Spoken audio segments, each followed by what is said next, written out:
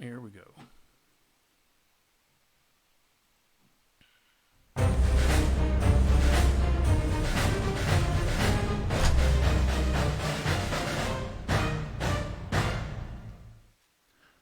All right, folks. Duke Machado here, Latino Strike Force, and we are live.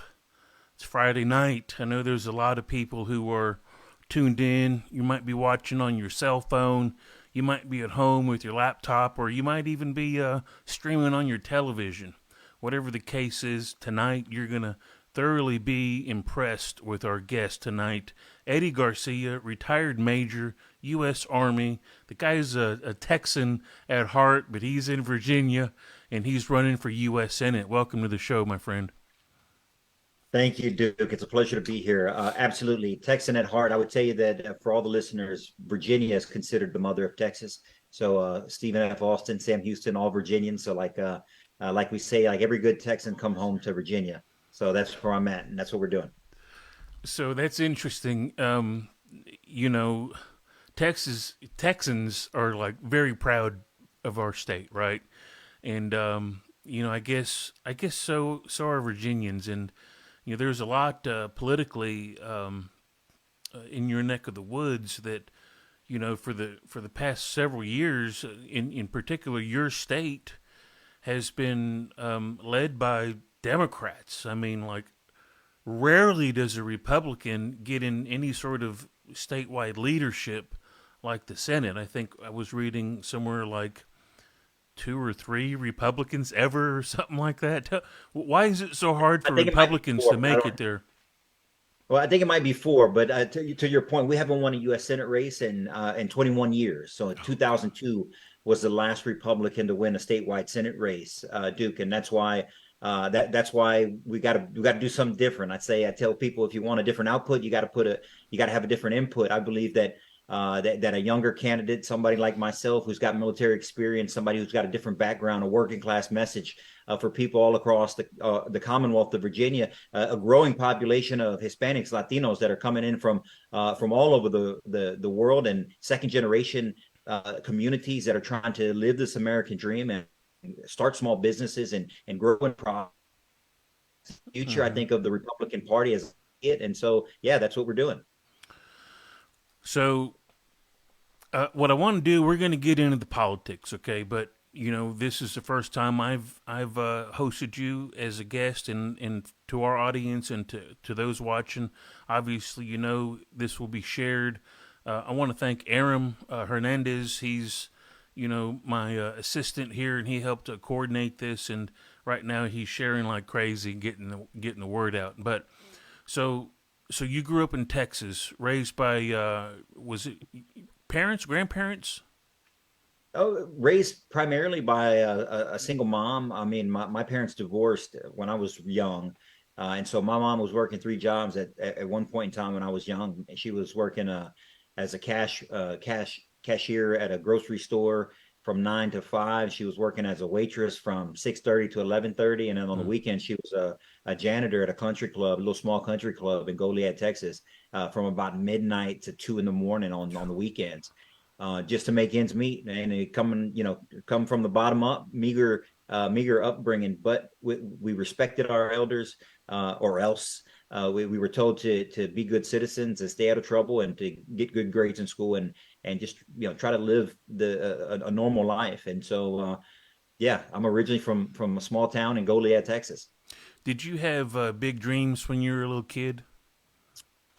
Oh, probably. I mean, I thought sports was going to be my way out. I guess just growing up, trying to get attention from adults who were always working.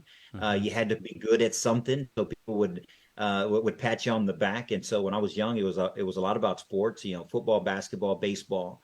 Um, I was never as good enough to go anywhere with it, but it kind of gave me the discipline. I mean, between the household and the sporting events, it gave me the discipline that would lead me straight into the military. So I joined the Army at 17 while I was Yeah. still in high school. Yeah. And so it was an easy transition to showing up on time, working real hard, outdoing the next guy, and you get congratulated just like sports. If you do good, you score a lot of points, you get a lot of praise. And so the military was a natural fit for me.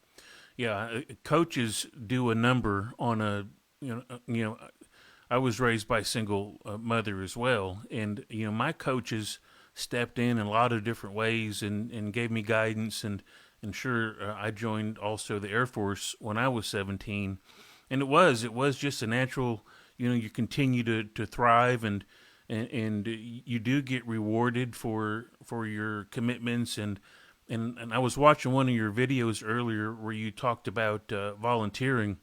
Boy, I was the first one to raise my hand, and everybody else is looking around, and boy, I'd shoot my hand up, and I wouldn't even know what I was getting myself into, but I would end up getting some sort of accolades for it, and it is the little things. It is the willingness to step forward when no one else is willing to step forward. That's what you're doing. I know you've got several other primary opponents. You're the only Latino from what I can see. Um, in your district, I know you said that, or the state is a growing demographic of Latinos. Can the Latino vote uh, make a difference for you? Oh, it absolutely can and it will. I mean, so in the Commonwealth of Virginia, there's 803,000 Latinos, so it's roughly 11% of the population. And so typically the Republicans are down just by demographics. There's about 8% more Democrats than there are Republicans, and then there's a larger and larger growing independent movement that's larger than both Democrats and Republicans, and a large percentage of that is Hispanics, is Latinos. So 11% makes the difference. We Mm-hmm. have to get organized. We have to have a message for them. I believe I do. I think we need especially an economic message for conservative living households, people who want to start small businesses, people who go to church on Sundays, that are raising their families right. Mm-hmm. But Republicans have struggled articulating an economic message for them because a lot of the times, I mean, it's our families, and this, that are living on the fringes, that are living check to check, month to month, Yeah. and the Republican message sometimes starts talking about cutting programs that people need. Yeah. I grew up, I just told you, with a single mom. So I grew up on free lunch and free breakfast in public school. I mean, that's how I ate 2 of the 3 meals a day. Mm-hmm. There's plenty of people, there's plenty of kids that are going through that right now. Yeah. And so we got to have a message for them that says, look, your economic well-being is safe with a Republican office, and will be legislating and upholding the values that you live by.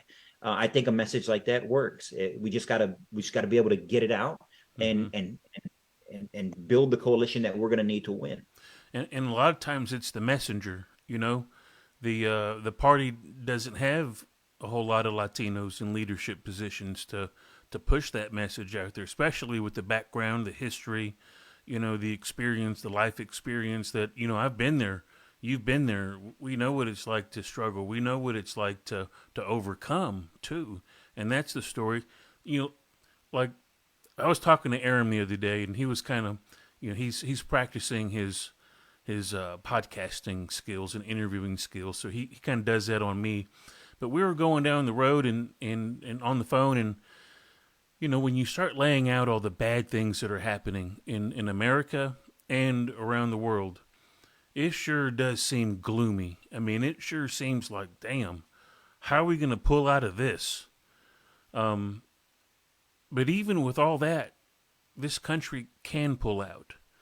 What's your what's your message? I don't know if message is the right word, but do you feel the frustration? Obviously, you must feel there's a brighter day around the corner. Absolutely. So my message, quite literally, is a better tomorrow. That's my campaign message. I believe in a better tomorrow. I think a better tomorrow can come any day if we have leaders that are interested in having a government that actually works for all Americans. I say that over and over again. I will continue to say it over and over again because I mean it. We need a government that works for all Americans, not just the privileged few, not just the DC, Washington elite class who rule over us for their entire adult lives. We can't be a government run by DC lawyers, lobbyists, and consultants. We have to Mm-hmm. we have to have a government that comes from the people. Right now, we have a government that comes at the people. And so Mm, I think that if you're a conservative, if you live conservatively, if you're a traditional Catholic, if you're a Republican openly, I mean, you got people that are looking at your Facebook posts. You got agencies that are tracking you down. If you're a concerned parent and you've been going to school boards, your local school boards raising a fuss, there's an yeah. FBI memo that says to look at you, right? And we get to this place this place of anxiety that I think you were referencing by having a government that doesn't come from us. We have a government that's not accountable to anybody. Hmm. They spend all the money that we put into the system. We don't get any of it. They get all of it. And they don't even have to account for it.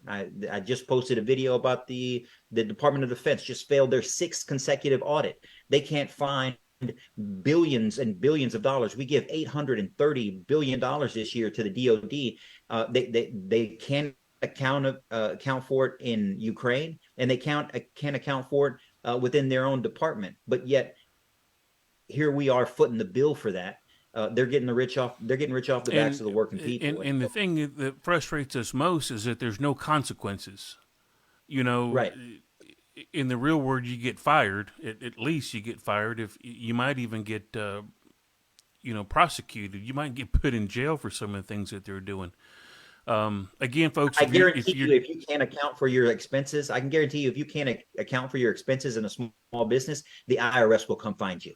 yeah, And they do have the threat of law enforcement. But yet, again, $830 billion, they shrug it off six times already, have yeah. failed, and there is no accountability.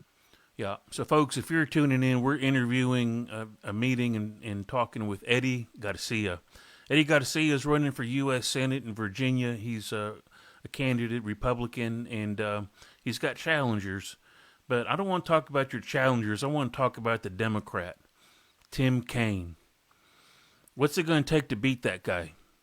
It's going to take a candidate that can reach the people that we need in order to win. And to do that, we need the base of the Republican Party, which is a blue collar working landscaping, construction working, farm and ranching, Hmm. pipe fitting party. We need those individuals to show up, and we need to win people that are disenfranchised, disaffected with where the Democrats have gone culturally. And a big part of that is the Latino community here in Virginia. That encompasses both of those people who are disenfranchised with Democrats and that work for a living, that don't feel that either the Democrats or Republicans have an economic message for them. So we're trying to buck that trend. Someone Hmm. who looks and sounds and that can relate authentically to this growing Latino population in Virginia and working people, to say, look, you got a candidate who's come from where you come from, who understands your struggle, who's still trying to make it like you're trying to make it, and we want to make this country actually work for us, so that you can prosper and your kids can have a school or where they can learn and free from politics, or you can have a small business without being overburdened with taxes and regulation. All of those things. So that's what it's going to take. It's going to take a clear contrast, Duke, between the past and the future. It's going to take a clear contrast between Virginia 1994, when my opponent started running for office, and Virginia 2024, where we changed the game on them. Hmm. So I want to also tell the viewers, look, if you have, this is live. So if you've got any questions, just put them in the comments. And, if I can get to it, we can ask Eddie directly, and we can kind of, make it a little more interesting. So I'm going to cover one more thing, and then we're going to start getting into foreign and local policy positions of yours. So obviously your story, and I always love it when a guy goes from enlisted to officer. I mean, that is a journey. It's Oh yeah. hard. The percentage of people that do that, very small. So my hat's off to you. A lot of respect for doing that. But not only did you transition, but you kept it real with your MOS, so to speak. Your deployments, I would imagine, and I don't know, but that's kind of what I'm wanting to get at is what what what what did it entail? What did you see on the ground when you were deployed those six different times? Not each one, but I mean in general. Well, my first deployment, I was enlisted, and so we that was in 2005, when Iraq was making a turn for the worst during those years. So I Mm, enlisted at 17. I enlisted in 1999. I was enlisted for 10 years up until 2008. And then I became an officer, stayed in my same IT field, signal officer. Spent 14 of those years in the special operations community. So, Mm, Special Operations Command Europe, 1st Battalion, 10 Special Forces Group, primarily under USASOC down at Fort Bragg. And during that time, got 6 deployments, 3 to Iraq, 3 to Afghanistan, a bunch of other um, non-combat deployments, but still real world missions in Africa and Europe. mm, And so Iraq in 2005 was a mess, and it got worse as 2006 through 2008 took place. Um, Coming back to Afghanistan, I went to Afghanistan for 3 years consecutively from 2011 to about 2014 when we essentially closed down the special operations side of it. Um, I would tell you that I never really had much hope for Afghanistan. mm, Uh, every year we came back, like I said, I came back 3 years in a row, and we had to relearn the same lessons. We had to reteach the same lessons to the same people year after year.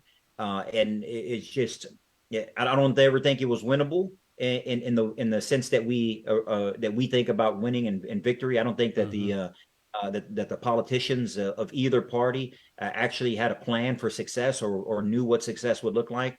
And so, when in the absence of a defined victory plan, we just kind of hung out and we wasted a lot of time, a lot of blood, a lot of talent, a lot of treasure mm, that is now in the hands of the Taliban. I tell people I joined in or I stayed in the military after 9/11 because I wanted to see the Taliban defeated. I wanted to see America prosper. 22 years later, the Taliban's stronger than it's ever been. It has yeah, more money than it's ever had, and we're weaker than I think than we've ever had. So both of those things are not. It's not the problem, or it's not the cause of our veterans or our service members. It's directly at the feet of these mm-hmm, political leaders in D.C. that have failed our veterans, they have failed our military, and they've failed our country, quite frankly. And so, and my last deployment was back in Iraq after we went back in after ISIS took over Syria and North and West Iraq. And so our job at the time I was in the 82nd Airborne Division was essentially to reestablish everything we needed. And we went from about 3 to 5 dynamic strikes a night when we showed up in the summer of 2015. By the time we left of spring of 2016, about 10 months later, we were up to about 60 strikes a night. So I mean, we really increased the pressure on the enemy about 1,000-fold. mm, And then not too long after that, the Trump administration came in. The 101st took over Mosul, and they really got down to business. It took about 18 months, and so yeah, my experiences have been a little bit different because I was working at different levels yeah, between those deployments. But overall, I think we've made a lot of mistakes in the Middle East, and I fear that we're making a lot of mistakes right now in Eastern Europe, and it seems like we want to also continue these Middle East adventures, even though Israel has flat out told us they don't want foreign troops involved in their conflict right now with Hamas. But this administration, it seems like, just keeps pushing to get us more and more involved yeah. when they weren't asked. And so I'm fearful that we're making those mistakes, those same mistakes all over again. Well, and that was my purpose here, and you're kind of helping me out. But with what you've seen, what you've learned, lessons learned, failures, successes, all that you've got now. Um, when you're thinking about foreign policy as as a legislator, as a senator, right now I can think of three major topics that everyone talks about. The most the most the one that's getting the most attention on our pages from our followers is what's happening with Israel in Palestine, or Hamas. So you're saying stay out. We weren't asked in. Yeah. I mean, Well, I I, know, but stay out. you yeah, I mean, well, I think that's first and foremost. If the ally of ours, which is Israel, and we should support Israel. We have a long-standing relationship with and we have a vested interest in their security, and they have a vested interest in their security. And they told us, I want to say it's like the 6th of October, so I mean pretty far back, or not the 6th, the 12th of October, that they didn't want any foreign troops involved, and they were going to handle it. I trust them. Um, yeah, we should support Israel, but if they're not asking for troops, then we shouldn't be forcing it on them. We're inviting more conflict, and I'm always skeptical when we invite conflicts in preparation to an election cycle. It Mm. seems like it seems like more of a distraction than anything else. I mean, we can't be strong internationally. I believe this as a philosophical point, as somebody who served my entire adult life. We can't be strong internationally if we're not strong domestically. We can't pass a bill to do anything right now because we have a government and legislators that are dysfunctional right now.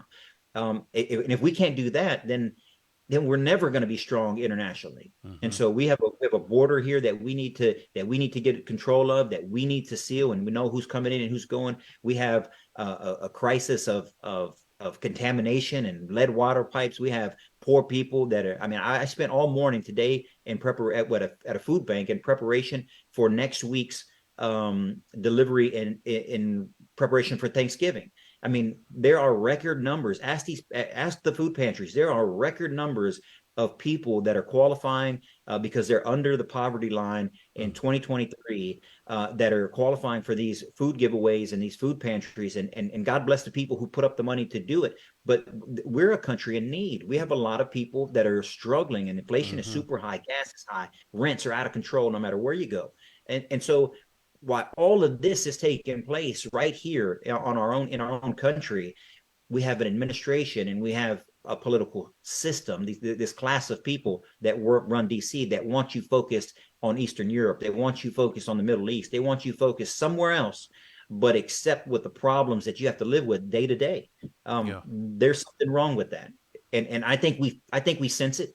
I think that's where a lot of that animosity, that anxiety that people have come into play. We can see it. Social media is wide open. We're doing this Yeah. in a way that we've never been able to do this before, and we see what DC is doing to our society. You can see the divisions So, that so come. the people they're looking for a fighter, right? They're looking for someone to go and fight for them because no one's fighting for us. No one's no one's got the stones to stand there and every once in a while you'll see someone stand up and say something like, "Oh, finally somebody's doing something," or "Finally somebody's saying something." But I'm getting tired of all these hearings where you've got your one two sentences worth of highlight reel, but nothing happens. That's just, we're so frustrated. Someone's got to do something to change the course that we're on. So I want to stick on foreign policy. The other day there was a TikTok. The president of China was here, right? And he's going around, and the TikTok says, and I don't know if it's an accurate translation, but basically what they're saying is what he's saying is he doesn't want to be at war with us. He wants to have a trade. He doesn't mean any harm to us. And all these things, like he wants us to be friends. At the same time, he doesn't want us to go to war with him. He doesn't want us to interfere with China's business. And can we all just get along? What do you think of that? I think that when it comes to China, we have a system. Our free market, free enterprise system is over the long term, as long as it's allowed to function, is it will defeat China. We will. We have 300 million people across the country figuring out a way how to make the next thing that revolutionize the world, that can help our military, that can lift people out of poverty. We have that. They got about 1,000 people that have to come up with everything that they need in order to win, which is why they steal so much of our intellectual property. Mm-hmm. So over the long term, we can win. But that doesn't mean, but if we get knocked out in the first round, well, then it doesn't matter who's going to win the decision in the 12 rounds. Right. And therein lies the danger, is that we have a political system where we can't get things done because we have people who don't want to do anything because their power, their money, their influence are all tied up into just having the status quo. And so while we struggle, they're making long-term moves to increase their military, to increase their influence across the globe. And meanwhile, here we are. We're sitting with an again. I'll repeat myself. We're sitting with an open border. We're sitting with dysfunction in government. We're sitting with opioid crisis amongst our inner city and our youth. We have a homelessness crisis amongst our veterans, and we have a crisis of our military being able to recruit and retain the people that they need. Mm-hmm. A lack of talent. I mean, so we have all of these things, and meanwhile, China in their totalitarian regime is just steadily marching on with influence. And because because this is a Latino conversation, we have a whole Western hemisphere that we should, if we were going to be looking outside of our borders, that's where we should be looking. We should be looking in our backyard and taking care of the issues that are closest to us. But instead, we're way in the Middle East and we're focused somewhere completely different. Meanwhile, China and Iran and the IRGC, they're right south of us. And they're pushing people across, criminals and drugs across our border, and it's deteriorating our country. And so, I mean, I hate to say that they're winning, but currently they're definitely vying for our position economically. And I don't know if we'll ever, and I hopefully we never get into a military conflict with them, because we do have some significant advantages there too, just experience. I mean, we've been at war for 20 years, so we know how to do it. Mm. But at the same time, they got a lot of technology. But the real fight is not military. The real fight is economically. And when they can control the supply chain, when they can control the manufacturing base, like we saw during COVID, they can control our whole country. Mm. If they won't allow ships to leave, or if they won't allow semiconductors to leave Taiwan, if they so choose to, then we're not going to have cars. You know, Yeah. we're not going to have equipment. We're going to be in a world of These are these are the things that everyday working Latinos, Americans, that we don't really pay attention to because we just think that politicians are just handling it, right? Like we think our elected officials are just taking care of these problems, keeping us safe. But the truth is, they're not. A lot of them are padding their pockets. They're doing deals on the side. I was explaining to Aram the other day the Iran deal. That not the Iran deal that passed several years ago. John Kerry was real big into pushing that back then, and I read that bill, and there's a whole section in there about pistachios, and I'm like, what do pistachios have to do with this Iranian nuclear deal? It's someone padding, it's someone making money in there somewhere. It's sick, really, when you think about it. But I want to talk about something that, look, you've got to be super strong in the primary, or you're not going to make it through, right? You got to be ultra conservative. But does that change when if you're nominated? Do you start compromising with Democrats? Tell me what your philosophy is towards that if you do make it through. Well, I mean, people historically have run in that model that you kind of laid out, like, hey, I'm going to be quote unquote super conservative during the primary and try to inch my way back to the middle. I don't look at politics left and right like that. I look at it more of a top and bottom, and the way that more of a triangle. If you're instead of a straight line, you look at a triangle. And so I think that it's not, I think there are more people that are living under the median income, which is like $73,000 right now, if I'm correct. It's somewhere around there per year. There's a lot of people who aren't making that, and there's a lot of people who are struggling. And so I don't necessarily spend too much time on the issues where people have already made up their mind. Mm. Republicans, I think, do themselves a disservice by focusing on a niche or one particular issue and then making that issue about everything.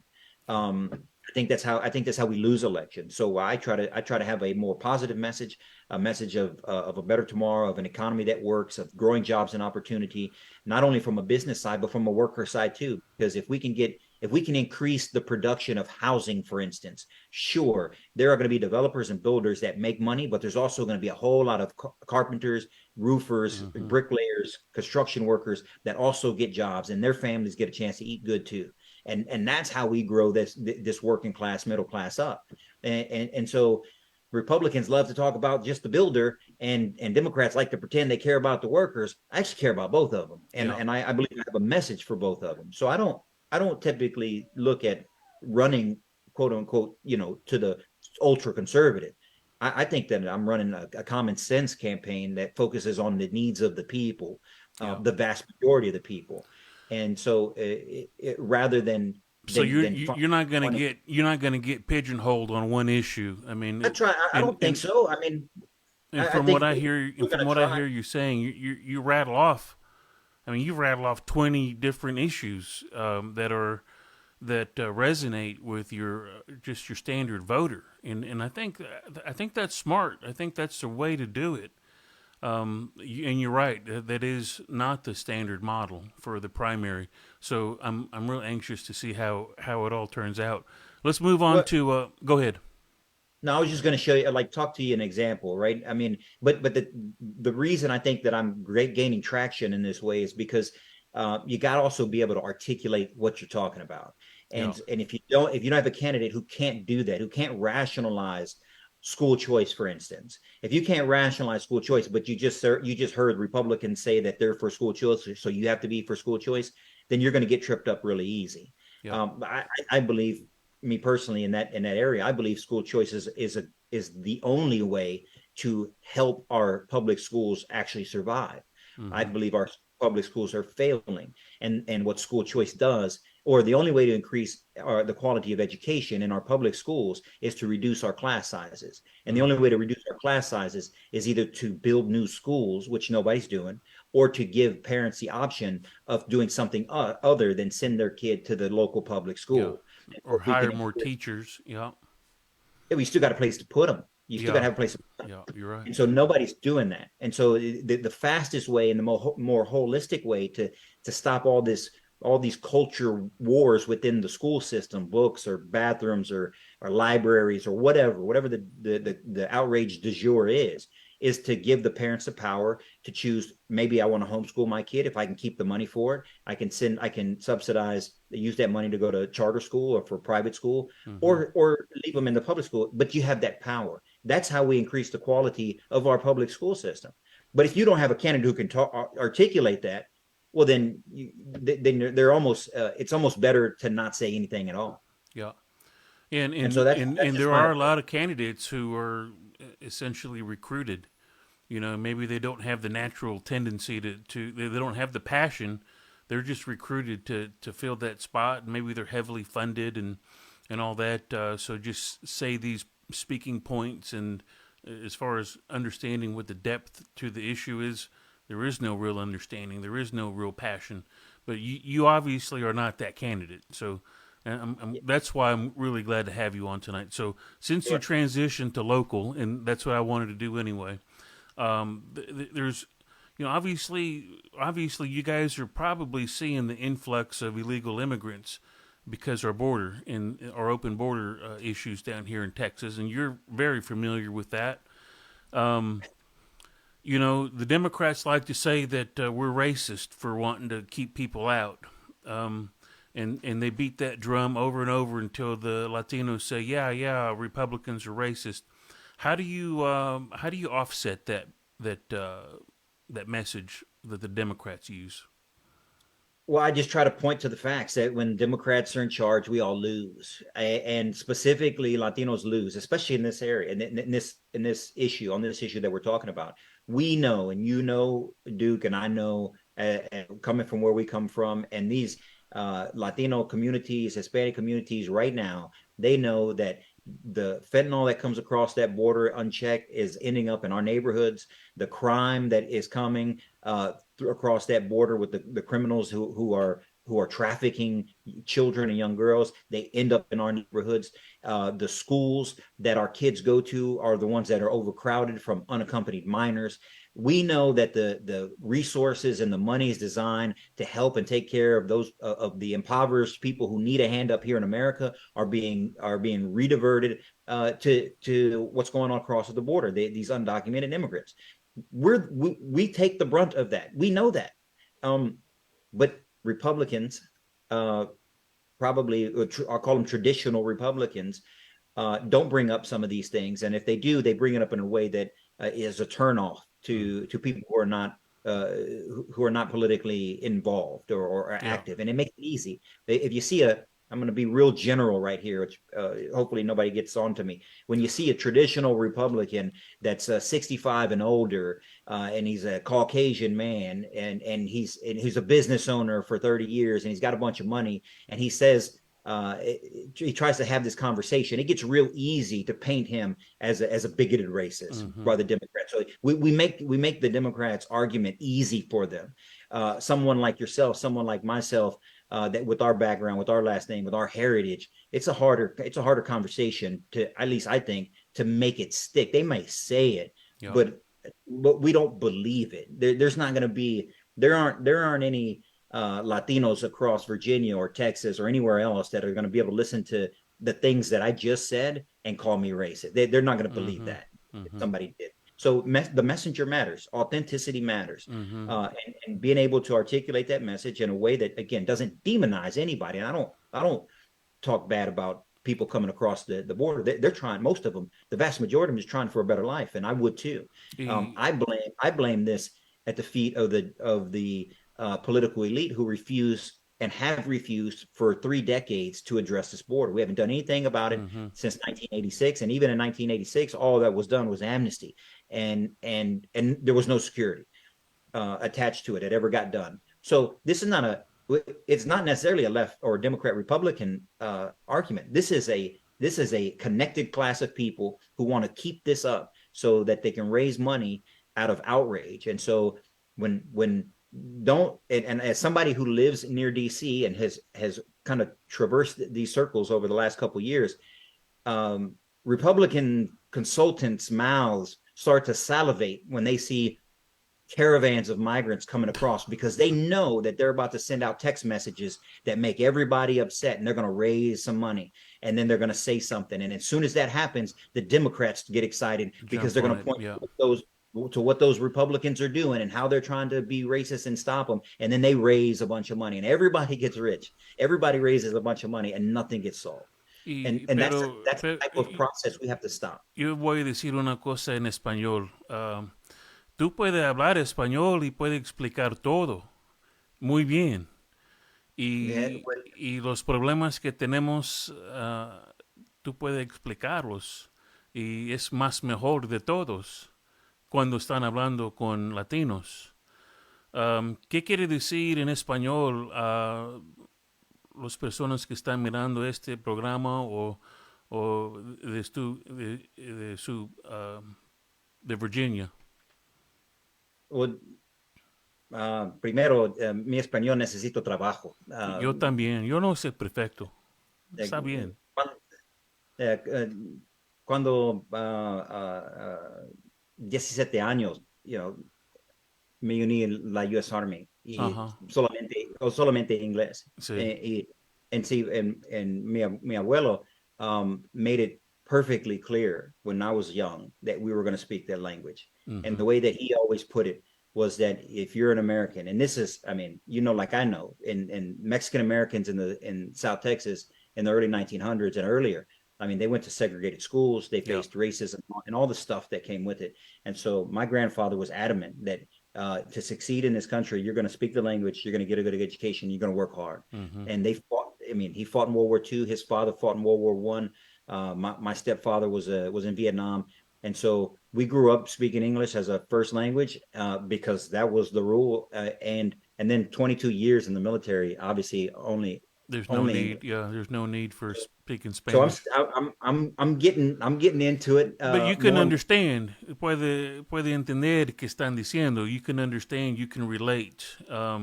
To Yeah. me, what I've learned, and I'm similar. My grandfather told me, if you're ever gonna make it, you can't have a Spanish accent. He literally told me that. and he had Mm. an accent, but whenever we'd go to the bank, I'd go to the bank with him, and well, he'd get real proper, and everything was very proper. And I saw at a young age, okay, I get this. This is how this needs to be worked, and it is because I've got family members who kept the accent, the orale, que pasó, all this and that, and they've struggled more. I mean, it's impacted them more. Um, Yeah, sadly, it's true. And what I tell groups of Latinos, and I've spoken to a lot of events here, is that when these Democrats tell you that you don't need to learn the language, you don't need to speak English, mm, it's because they want you to keep cutting their grass, they want you to keep watching their kids, mm, and they want you to clean their toilets. That's where they like you. That's where they're comfortable with you. And so as long as you and your kids stay in that direction and that place, then they're perfectly fine with it. mm-hmm. And if you want to succeed, you got to speak the language. You got to get a good education. That's where it Yeah, starts. And then that's obviously yeah, we got the hard work down. that's the real message. Is you know you don't have to speak Spanish to obviously run for office. It helps to understand the language, and I think I mean, I've seen you speak, I've seen you talk, and I kind of put you on the spot a little bit, and I understand it's a little hard, but me personally, um, I'm a little embarrassed that I don't speak fluently in Spanish, but I try. And anyone that I talk to appreciates just the fact that I've tried to speak a little bit of Spanish, and I think we're probably in the same boat there. I'm going to move on to my last topic, and I'm going to give you a final word: Sure. socialism and communism creeping in all around us. In my little town here in Waco, Texas, there's socialist groups that are growing and forming. Mm-hmm. Give me something on that. Well, we have a system that's not working, and this is part of the reason why Republicans are unpopular. I mean, I people don't remember because you got to look in the history books, but the Republicans didn't control Congress from the 40s to the 90s. Okay, so that was a 40 plus years of not being in charge politically. We are on the verge of doing that. We haven't had a outside of George W. Bush's 2004 race. We haven't won a popular vote since his dad in '88. So that's just the sheer numbers of it.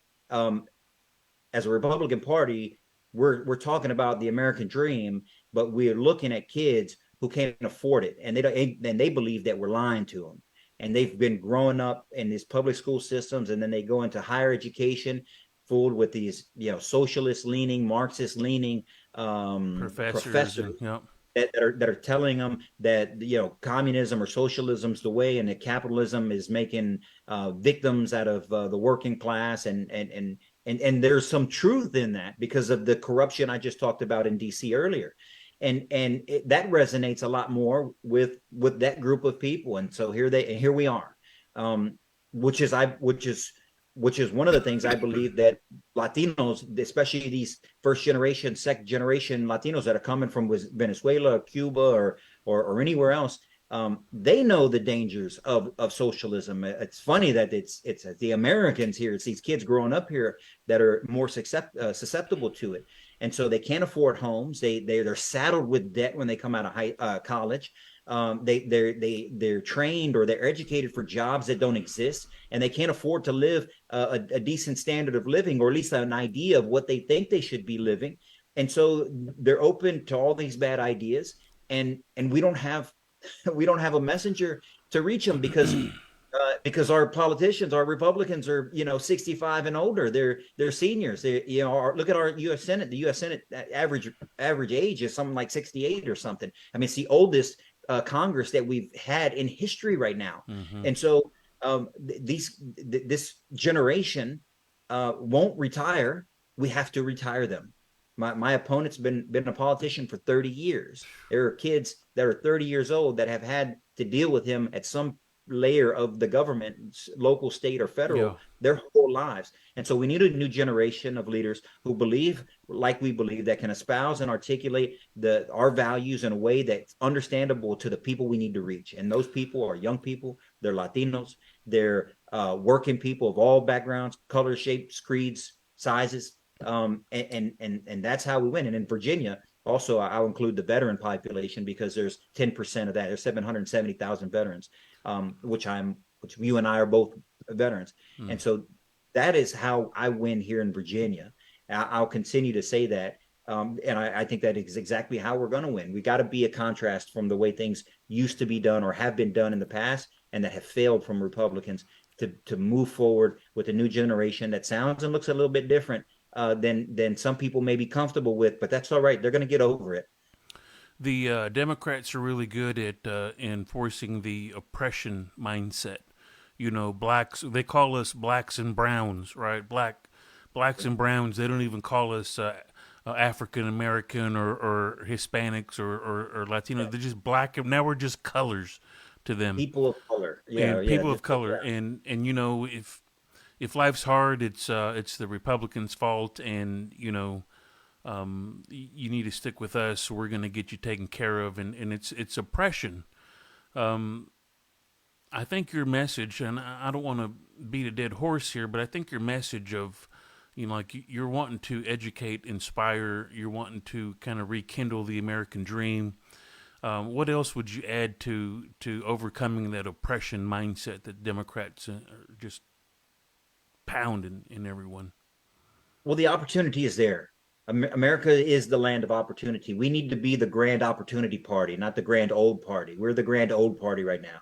Mm. We need to be the grand opportunity party. We need to talk about jobs and opportunities for the next 30 years. And one of the ways I talk about that is through an all of the above energy approach, but not just all of the above because people say it. An actual nuclear needs to be a part of that. I think I'm in favor of a lower 48 state national nuclear program that is interconnected, a whole new grid that is protected, that is interlocking, that can be load balanced, that can put people, working people, pipe fitters, engineers, construction workers to work, millions of people for the next 3 decades. It's going to take 30 years to build out, but you got to start now. It's a new highway system for energy, right? There are opportunities in this field. There's opportunities in semiconductors and robotics and cybersecurity and artificial intelligence.